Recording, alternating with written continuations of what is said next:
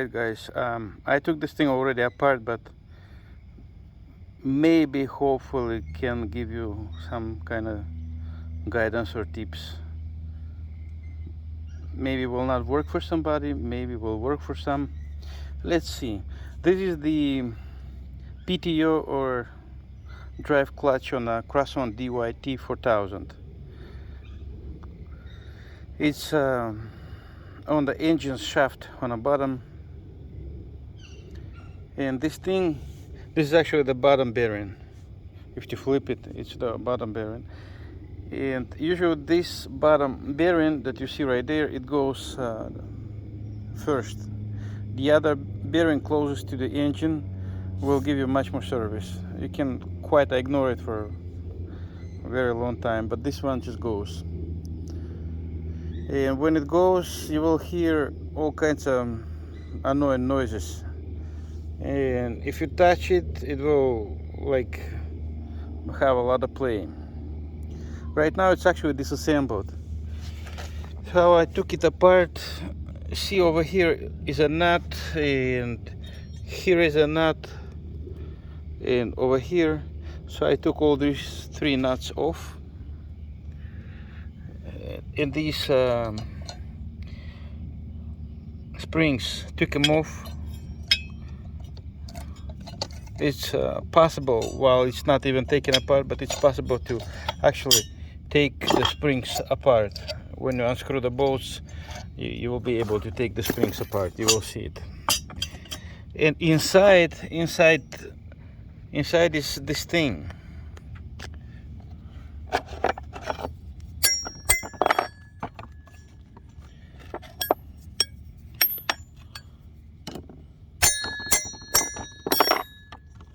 Inside is this thing that actually, hold on, give me some time. Alright, so this thing inside, it needs to come off. This bearing, it actually sits over here, but it needs to come off right here. Needs to come off in order for this stuff to separate. This one to separate from this one. This needs to come off. So initially it was like this. The bearing was set all the way down, and this stuff and this, they were flush. The bearing was all the way flush with this. What I did is I just found a socket that was the right size.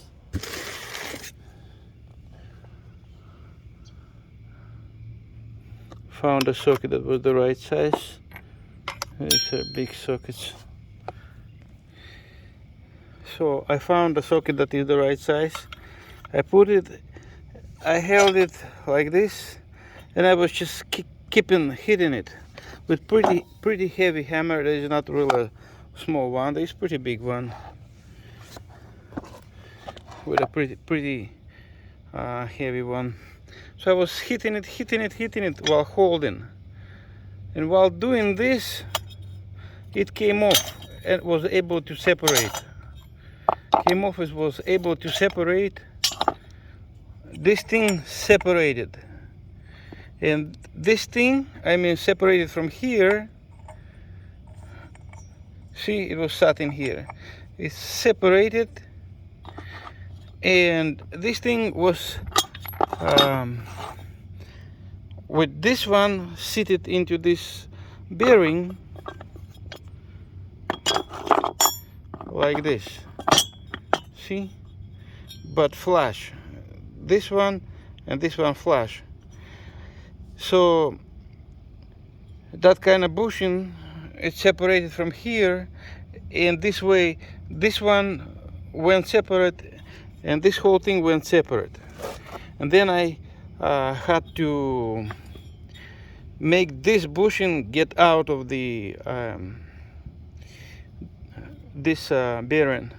So I still continued to do the same thing. Was just holding it right in my hand like this and just hitting.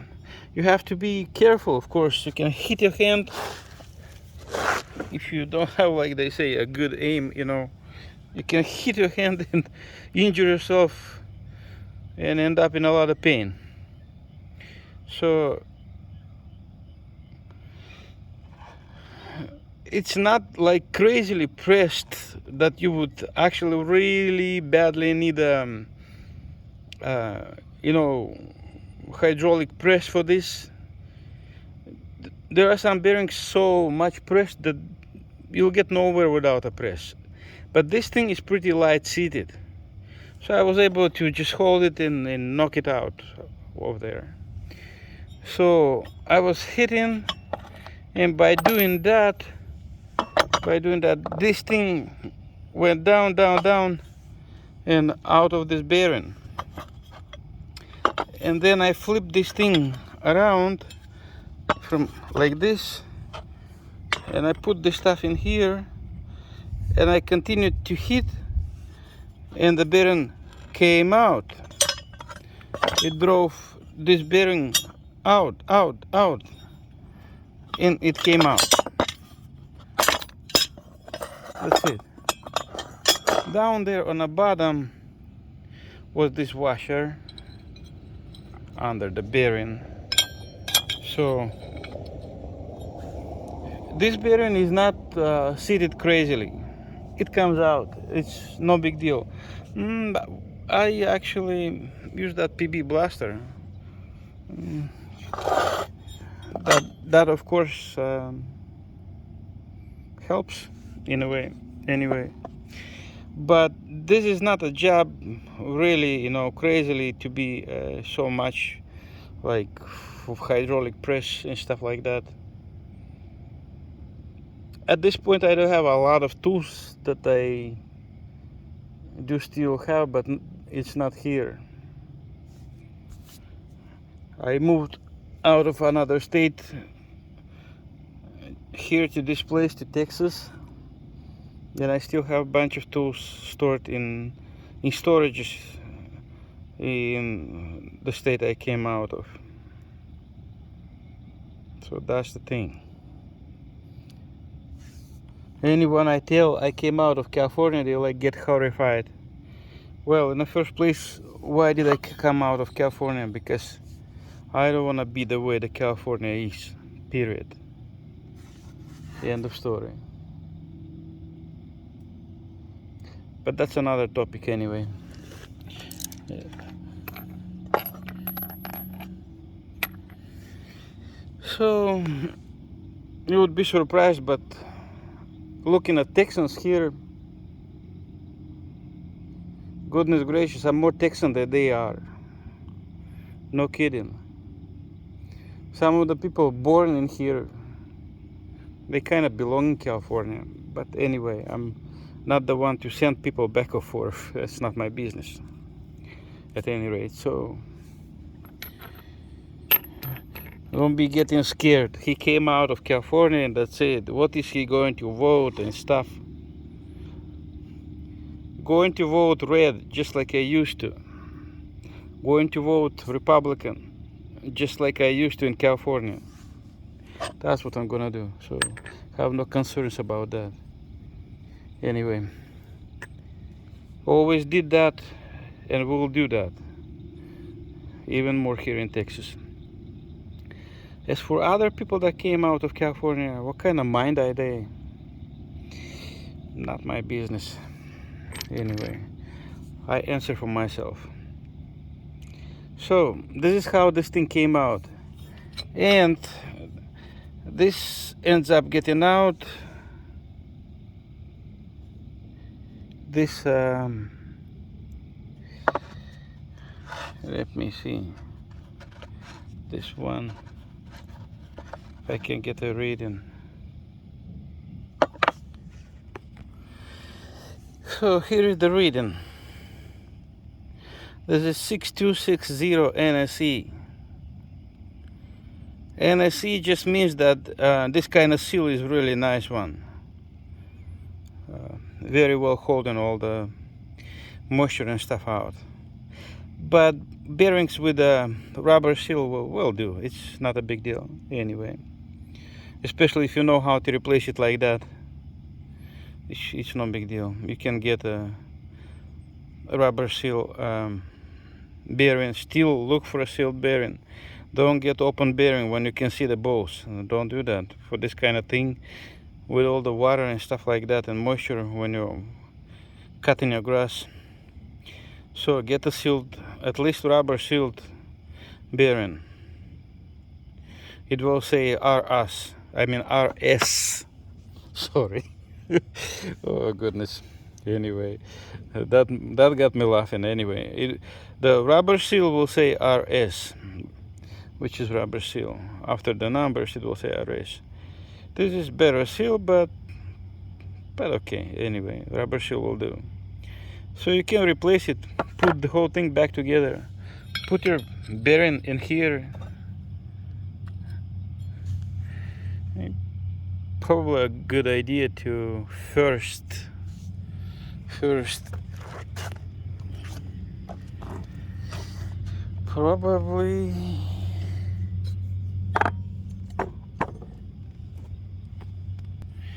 probably first is a good idea to sit the bearing onto this bushing, the one that seals in here. It just gets in pretty easily, see. But when it's like rusty and stuff like that, you kind of hit it in the first with a hammer, like I showed you, to make this thing separate. But anyway, it's gonna come in back in over here. It's gonna go back in pretty easily. Over here it takes more of a force to force it in, but it's no big deal. With sockets you can drive it without a hydraulic press. That one is back in storage in California, so I do have the 20-ton, but it's not underhand right now, and it's not a disaster. This is not a type of bearing that it's impossible to drive out. No big deal. This thing is drivable pretty easy. You can do it like this, no problem. Maybe if really badly rusted out, it can give you trouble. Try PB Blaster, liquid wrench, stuff like that. Maybe it will ease it off. But normally, if it's not corroded too much, that shouldn't be a big deal. So I think I probably will force the new bearing back onto this bushing, make it flush, and then drop it over here and drive the bearing itself down to make it flush with this, the bearing to make it flush with this one, to go down, carrying this thing already, go down and get it flush. This one and this one right here, get them flush, and then it can be just put back together. This will come here and this will come here. Put them back together, put your springs over here, the 3 of them, and this one. But when you force it down, you have to force it so that the plates of the clutch, this plate, you see, this plate and this plate, the plates of the clutch not to touch.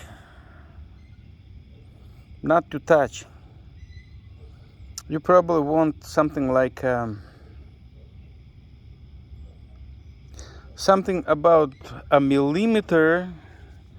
I'm not gonna say in inches, I'm more accustomed to millimeters. Something about a millimeter, something like that, of clearance between these plates. When you force the whole thing together, you will want some clearance in between. I think barely a hair less than a millimeter, or a millimeter, that will do. Or what I'm gonna do, just go back to YouTube and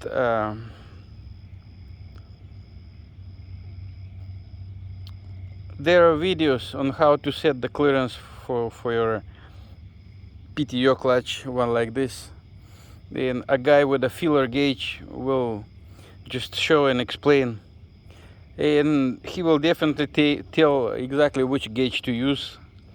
So that's not a big deal. That's what I'm gonna do, and you should do the same thing. Just go YouTube it again, and there will pop up a video of somebody setting the right clearance, and that's all it is. Nothing complicated. So don't be scared of this. You have to be more scared not to hit your fingers or stuff like that. Kind of have to have a good aim, and when you're doing it, make sure you know what you're doing. If you're scared, get yourself a hydraulic press, period. Don't hit nothing, don't do it. And if you're not sure what you're doing, and if you don't have experience with doing things like that, like on a field, emergency repair, stuff like this, you're not used to this and you can't do it, you most likely will hit your fingers and get yourself in a big trouble, so don't do that. First of all, equip with more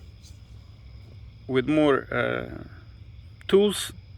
Make sure you have a hydraulic press so you can press the things down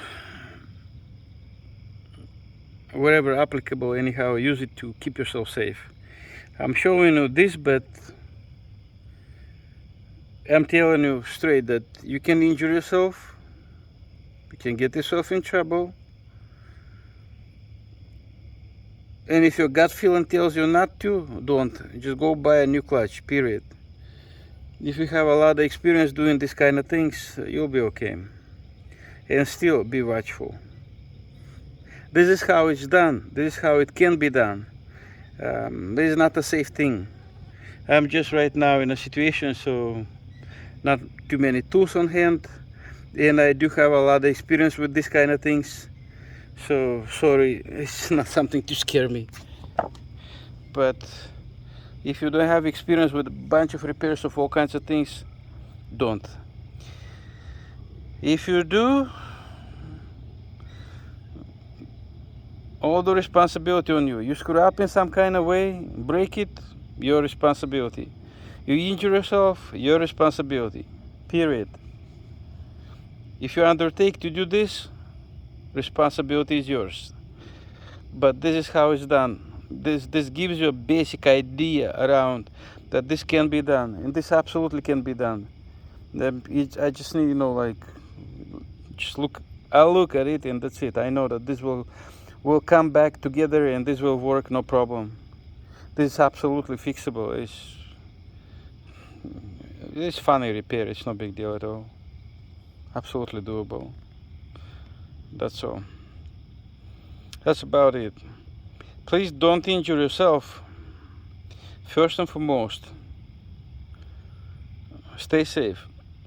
And if in any way this somehow helped you, okay, I'll be happy.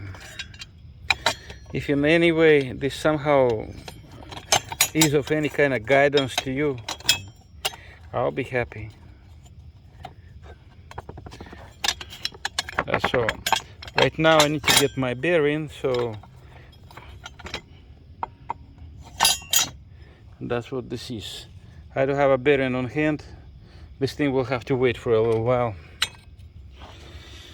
Once I get my bearing, I'll put it back together. And I can tell you, this is absolutely no problem. This will come back together, this will work, and I don't have to buy a new clutch at this time. Instead of spending at least $120, yeah, there is a clutch like this for $120. I can get by with just $8, period. That's what the bearing is. $8 Amazon, anyway. So that's all it is. Get yours fixed, don't get injured, and just cut that grass.